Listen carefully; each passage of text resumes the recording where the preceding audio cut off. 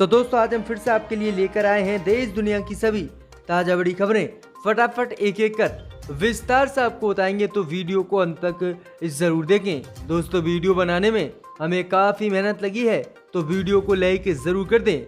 जो दोस्तों पहली बड़ी खबर में आपको बताएंगे कि दिल्ली हिंसा को लेकर दिल्ली पुलिस ने कोर्ट में किया बड़ा खुलासा। कहा ताहिर हुसैन ने ही कराई थी दिल्ली हिंसा और ताहिर हुसैन के इशारे पर ही हिंदू समुदाय पर हुए थे हमले।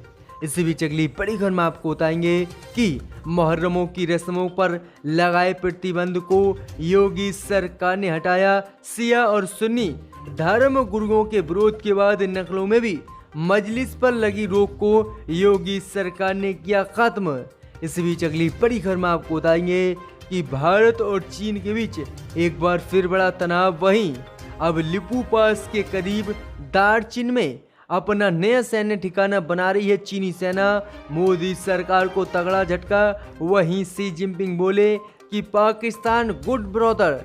इसे बीच अगली बड़ी खबर में आपको बताएंगे कि प्रियंका गांधी ने उत्तर प्रदेश की योगी सरकार पर फिर बोला हमला। कहा योगी सरकार मंदिर मस्जिद दलित और मुसलमानों के उत्पीड़न में है बिजी, नहीं देख रही किसानों की समस्या। इस बीच अगली बड़ी खबर में आपको बताएंगे कि भाजपा को पश्चिम बंगाल में फेसबुक पर आपत्तिजनक टिप्पणी करना पड़ा भारी। वहीं ममता बनर्जी के सांसद भतीजे अभिषेक के खिलाफ फेसबुक पर टिप्पणी पर भाजपा कार्यकर्ता गिरफ्तार, निकाल गई भाजपा की हेकड़ी। इसी बीच अगली बड़ी खबर में आपको बताएंगे कि CAA और NRC पर देश भर में विरोध प्रदर्शन के बाद RTI ने किया बड़ा खुलासा। कहा अगस्त 2017 से अब तक 2663 लोगों को मिली है भारत की नागरिकता, जिसमें 2063 लोग हैं पाकिस्तानी। इसी बीच अगली बड़ी खबर में आपको बताएंगे कि राहुल गांधी ने अर्थव्यवस्था की स्थिति और बेरोजगारी को लेकर एक बार फिर से मोदी सरकार पर साधा निशाना। कहा कोरोना महामारी रोकने में विफल हुई और देश की अर्थव्यवस्था को भी कर दिया मोदी ने तबाह। इसी बीच अगली बड़ी खबर में आपको बताएंगे कि बिहार चुनाव को लेकर इलेक्शन कमीशन कर सकता है जल्दी चुनाव आयोग की तारीख का ऐलान। वहीं 20 सितंबर तक चुनाव तारीख का ऐलान कर सकता है बिहार विधानसभा चुनाव को लेकर। इसी बीच अगली बड़ी खबर में आपको बताएंगे कि प्रशांत भूषण केस और सुप्रीम कोर्ट पर बोले देश के पूर्व केंद्रीय मंत्री। कहा जब सुप्रीम कोर्ट खुद की रक्षा नहीं कर सकता तो आम व्यक्ति की रक्षा कैसे करेगा। बीजेपी राज्य में खोखला हो चुका है न्याय तंत्र। तो दोस्तों सभी खबरों को विस्तार से आपको एक एक कर बताएंगे, तो वीडियो को अंत तक जरूर देखें। इसी बीच पर तो दोस्तों पहली बड़ी खबर की ओर, तो दिल्ली हिंसा को लेकर ताहिर हुसैन की बड़ी मुश्किलें। IB अधिकारी अंकित शर्मा हत्या मामले में अदालत ने कहा कि ताहिर हुसैन ने ही दिल्ली में भड़काई हिंसा और मुस्लिम हुए थे हिंसक। या दोस्तों आपको बता दें कि दिल्ली में फरवरी में हुई हिंसा को लेकर एक बार फिर से कोर्ट ने बड़ा बयान दिया है। वहीं आपको बता दें कि IB अधिकारी अंकित शर्मा की हत्या के मामले में अदालत ने एक बड़ी टिप्पणी करते हुए बड़ा बयान दिया है। अदालत ने कहा कि फरवरी में दिल्ली में हुए दंगे के दौरान आपके निलंबित पार्षद ताहिर हुसैन के उकसावे पर ही मुस्लिम दिल्ली में हिंसक हुए थे और हिंदू समुदाय पर पथराव शुरू कर दिया था। अदालत ने फरवरी में उत्तर पूर्वी दिल्ली में हुए सांप्रदायिक हिंसा के दौरान खुफिया अधिकारी अंकित शर्मा की हत्या के संबंध में ये बयान दिया है। वहीं आपको बता दें कि इसके खिलाफ एक आरोप पत्र दायर किया गया था, जिसका संज्ञान लेते हुए कोर्ट ने ये अपनी दलील दी है। तो एक बार फिर से ताहिर हुसैन की मुश्किलें दिल्ली हिंसा को लेकर बढ़ गई हैं। इसी बीच बढ़ते दोस्तों अगली बड़ी खबर की ओर, तो मुहर्रम के त्योहार को लेकर झुकी उत्तर प्रदेश की योगी सरकार। शिया धर्मगुरु और सुन्नी धर्मगुरु मौलानाओं के विरोध के बाद मुहर्रमों की रस्मों पर लगाए गए प्रतिबंध को योगी सरकार ने हटाया। जहां दोस्तों आपको बता दें कि मुहर्रम के दौरान बड़ी मजलिसों पर रोक लगाए जाने का शिया और सुन्नी धर्म गुरुओं ने विरोध किया था। वहीं उत्तर प्रदेश की योगी सरकार ने जो है मुहर्रम का त्यौहार आने से पहले ही ताजिया को लेकर एक बड़ी गाइडलाइन जारी की थी और कहा था कि अब ताजिया सिर्फ घर में ही मनाए जाएंगे और सार्वजनिक स्थान पर किसी भी रूप से मुहर्रम का त्यौहार नहीं मनाया जाएगा, जिसका विरोध शिया और सुन्नी धर्म गुरुओं ने किया था। और कहा था कि चाहे उन्हें गिरफ्तार कर लिया जाए लेकिन वह ताजिया को गांव में घुमाएंगे और सार्वजनिक स्थान पर भी ले जाएंगे। अब इसी को लेकर नखलऊ जिला प्रशासन ने देर रात इमामबाड़ा गुफरान नमाब में मजलिस के लिए सशर्त अनुमति दे दी और योगी सरकार पीछे हटी, क्योंकि लगातार सुन्नी धर्मगुरु और शिया धर्मगुरुओं ने विरोध किया। उन्होंने कहा कि जिस तरह से लगातार योगी सरकार चाहे ईद हो या फिर अन्य त्योहार सभी पर गाइडलाइन जारी कर नहीं मनाने दे रही है, जबकि हिंदू त्योहारों को आराम से मनाने दे रही है। इसी बीच बैठे दोस्तों अगली बड़ी खबर की ओर, तो चीन और पाकिस्तान से मोदी सरकार को झटका। अब लिपू पास के करीब दार्जिलिंग में अपना नया सैन्य ठिकाना बना रही है चीनी सेना। वहीं राष्ट्रपति शी जिनपिंग बोले Pakistan is a good brother. जी दोस्तों आपको बता दें कि भारत और चीन के बीच लगातार तनाव बना हुआ है।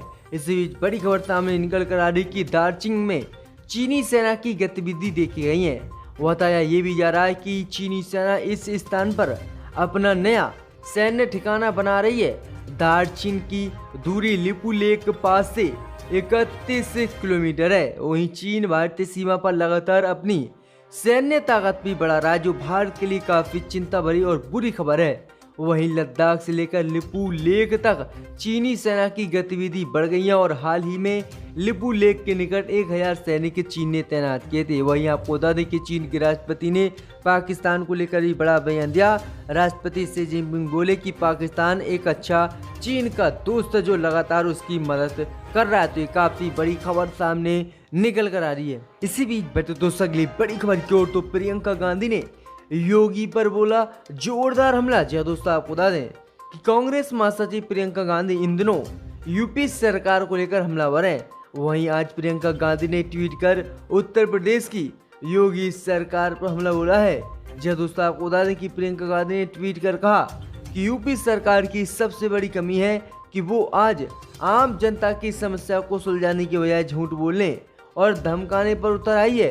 प्रदेश में यूरिया की समस्या है, काला बाजारी जोरों पर है, कई जिलों में घोटाले भी बीजेपी नेताओं द्वारा किए गए हैं। किसान प्रदेश में परेशान है, लेकिन उत्तर प्रदेश की योगी सरकार आंख मूंद कर बोल रही कि सब कुछ ठीक है, बस उसे मंदिर बनाने से और कोई फुर्सत नहीं है और विकास के नाम पर योगी सरकार धब्बा है। तो ये काफी बड़ा हमला जो है प्रियंका गांधी ने बोला है योगी आदित्यनाथ पर। इसी बीच बैठे दोस्तों अगली बड़ी खबर की ओर, तो पश्चिम बंगाल से फेसबुक को लेकर बीजेपी को तगड़ा झटका। ममता बनर्जी के सांसद भतीजे अभिषेक के खिलाफ फेसबुक पर टिप्पणी करना भाजपा कार्यकर्ताओं को पड़ा भारी। जी दोस्तों आपको बता दें कि फेसबुक को लेकर लगातार देश में आवाज उठ रही है और बीजेपी से फेसबुक की सांठगांठ बताई जा रही है। इस बीच बड़ी खबर सामने निकल कर आ रही है कि बंगाल पुलिस ने फेसबुक पर तृणमूल कांग्रेस के सांसद और मुख्यमंत्री ममता बनर्जी के भतीजे अभिषेक बनर्जी के बारे में कथित अपमानजनक पोस्ट के लिए भाजपा के एक कार्यकर्ता को गिरफ्तार कर लिया है और भाजपा को ये फेसबुक को लेकर तगड़ा झटका पश्चिम बंगाल से लगा है। वहीं आपको बता दें कि पश्चिम बंगाल की तृणमूल कांग्रेस ने बीजेपी के साथ फेसबुक की सांठगांठ होने का भी आरोप लगाया है। वहीं तृणमूल कांग्रेस पार्टी ने कहा कि बीजेपी जिस तरह से आरएसएस के साथ मिलकर देश में मुस्लिम विरोधी नीतियों को आगे बढ़ा रही है और हेट स्पीच फेसबुक में अपने चुनाव प्रचार के दौरान कर रही है, जिससे उसे जीत हासिल होती है। तो ये काफी बड़ा हमला ममता बनर्जी ने बोला है। इसी बीच पर दोस्तों अगली बड़ी खबर की ओर, तो CAA और एनआरसी पर बहस के बीच आरटीआई ने दिया बड़ा बयान। कहा अगस्त 2017 से अब तक 2063 पाकिस्तानियों को मिली है भारत की नागरिकता। दोस्तों आपको बता दें कि देश भर में CAA और एनआरसी के खिलाफ लगातार विरोध प्रदर्शन हुआ। इस बीच बड़ी खबर सामने निकल कर आ रही कि मोदी सरकार ने आरटीआई के हवाले से देश की जनता को बताया है कि 1 जनवरी 2017 से अब तक 2664 विदेशियों को भारत की नागरिकता दी गई है, जिसमें 2063 पाकिस्तानी हैं और 601 लोग अन्य हैं।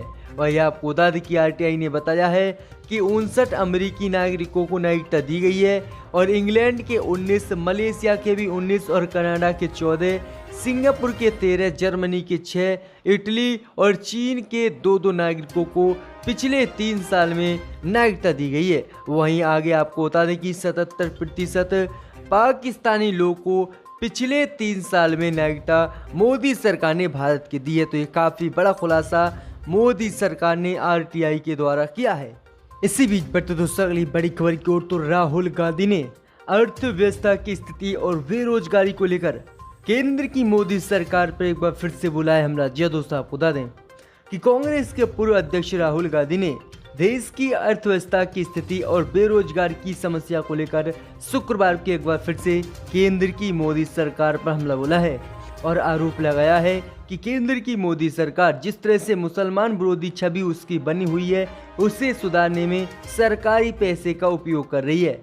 आगे उन्होंने कहा कि जिस तरह से लॉकडाउन लगाकर मोदी सरकार की पूरे देश में छवि खराब हुई और आर्थिक गिरावट और बेरोजगारी और चीनी आक्रामकता के बीच अब अपनी छवि को सुधारने के लिए वह कर्जदाताओं को पैसा छवि सुधारने में लगा रही है। उधर कांग्रेस ने यह भी कहा है कि सरकार को अर्थव्यवस्था की स्थिति में सुधार और रोजगार सृजन के लिए अपनी योजनाओं के बारे में देश को बताना चाहिए। तो ये काफी बड़ा हमला एक बार फिर से राहुल गांधी ने बोला है। इसी बीच बढ़ते दोस्तों अगली बड़ी खबर की ओर, तो बिहार विधानसभा चुनाव को लेकर चुनाव आयोग कर सकता है 20 सितंबर को चुनाव की तारीख का ऐलान। 2-3 चरणों में होंगे बिहार में मतदान। जी दोस्तों, आपको बता दें कि बिहार विधानसभा चुनाव की तारीख का ऐलान सितंबर के तीसरे हफ्ते में चुनाव आयोग कर सकता है। चुनाव आयोग के सूत्रों के मुताबिक ये खबर मिली है। वहीं आपको बता दें कि 20 सितंबर को चुनाव की तारीखों का ऐलान चुनाव आयोग कर सकता है। हालांकि इससे पहले माना जा रहा था कि कोविड-19 की वजह से विधानसभा के चुनाव टाले जा सकते हैं, लेकिन आपको बता दें कि बिहार के मुख्यमंत्री नीतीश कुमार ने कहा था कि चुनाव की तारीखों का ऐलान सितंबर तक हो जाएगा। सूत्रों के मुताबिक बूथ पर भीड़ ना बढ़े इसके लिए इस बार 50% बूथों की संख्या बढ़ाई जाएगी। वहीं आपको बता दें कि पिछले साल राज्य में 72,000 बूथ बनाए गए थे, लेकिन इस बार 1.5 लाख से अधिक जो है मतदाता बूथ तैयार किए जाएंगे। तो ये काफ़ी बड़ी अपडेट है कि 20 सितंबर तक चुनाव आयोग विधानसभा चुनाव के लिए ऐलान कर सकता है तारीखों का। इसी बीच बढ़ते दोस्तों अगली बड़ी खबर की ओर, तो देश के पूर्व केंद्रीय मंत्री ने उठाए सुप्रीम कोर्ट पर सवाल। कहा, जब सुप्रीम कोर्ट खुद की रक्षा नहीं कर सकता तो हमारी क्या रक्षा करेगा। बीजेपी राज्य में खोखला हो चुका है न्यायतंत्र। जी दोस्तों, आपको बता दें कि देश के वरिष्ठ वकील प्रशांत भूषण के खिलाफ अब मामले में दोषी पाए जाने के बाद सुप्रीम कोर्ट ने अपना फैसला सुरक्षित रख लिया है। वहीं आपको बता दें कि इस पर पूर्व केंद्रीय मंत्री और पत्रकार अरुण शौरी ने इंडियन एक्सप्रेस को बताया कि अगर कोर्ट भूषण के ट्वीट से नाराज है तो कानून के मुताबिक उन्हें अदालत में अपना पक्ष रखने का मौका मिलना चाहिए। वहीं आगे उन्होंने कहा है कि जिससे पूरे देश पर सुप्रीम कोर्ट का विश्वास बढ़ेगा, लेकिन जब सुप्रीम कोर्ट इस तरह से कार्रवाई करेगा तो सुप्रीम कोर्ट से लोगों का विश्वास उठ जाएगा और लोकतंत्र के केंद्रीय स्तंभ कमजोर हो जाएंगे। वहीं इस पर शौरी ने कहा है कि अगर इस तरह से अगर सुप्रीम कोर्ट कार्रवाई करता है तो सुप्रीम कोर्ट खुद की रक्षा नहीं कर सकता, तो फिर आम व्यक्ति की सुप्रीम कोर्ट कैसे रक्षा करेगा। फिर लोगों का विश्वास सुप्रीम कोर्ट से उठ जाएगा। वहीं आगे उन्होंने कहा कि बीजेपी राज्य में सुप्रीम कोर्ट भी किसी की रक्षा नहीं कर पा रहा है और उसकी रक्षा अन्य ही बीजेपी के नेता कर रहे हैं। तो ये काफी बड़ा हमला जो है केंद्रीय मंत्री ने सुप्रीम कोर्ट पर बोला है। गवर्नमेंट के रेजोल्यूशन पर सस्पेंड किया गया है।